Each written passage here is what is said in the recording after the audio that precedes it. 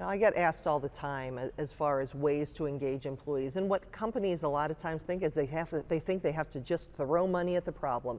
If we give employees more money, they're going to stay, they're going to be happy, and that's not the case. When it comes to free or low-cost ways to engage your employees, it's open to your imagination.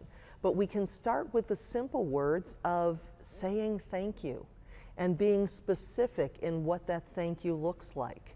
And also getting your employees involved in the employee engagement initiatives.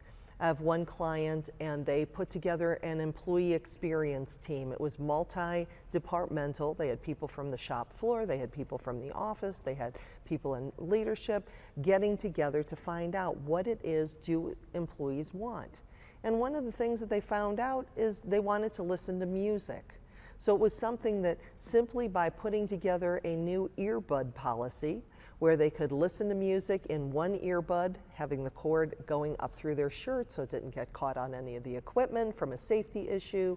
When somebody came up to them, they had to take that earbud out as of respect, but it cost no extra time, it cost no extra money, and you had 200 employees that had the choice of listening to music. There was another client that their employees were kind of complaining about the big company event every year. You know, the management team was running out of ideas, so they put together an employee event committee. And you know what? They didn't even give these people a budget. They had to figure out what they were going to do, plan the whole event, and raise money to take care of all of it. So the employees had bake sales and they had fundraisers, and they did all kinds of things because they got totally immersed in the process.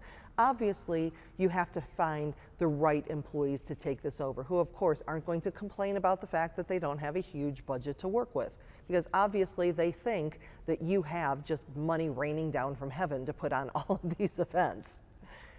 But when you leave it up to your employees, when you empower them to make decisions, when you ask them, what is it that you want? Another thing is training, lunch and learns. I have my clients saying, you know, Lisa, we do lunch and learns all the time and we can't get anybody to come.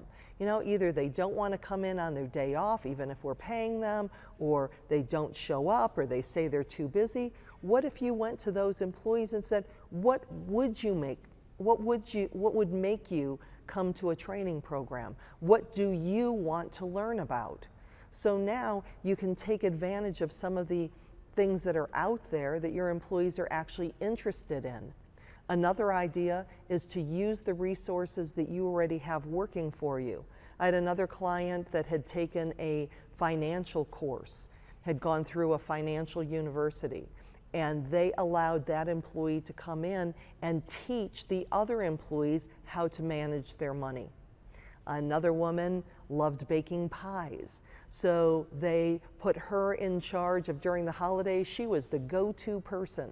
So again, it didn't cost the company any extra time, any extra money, but when they looked outside of themselves in their little box and they empowered the employees that they already had working with them to ask them, what do you want? How can we help? What would get you excited? What would get you connected? The answers that you get, number one, they're probably going to cost you a lot less than you think, and you'll have a more committed, engaged, empowered team who wants to work for you.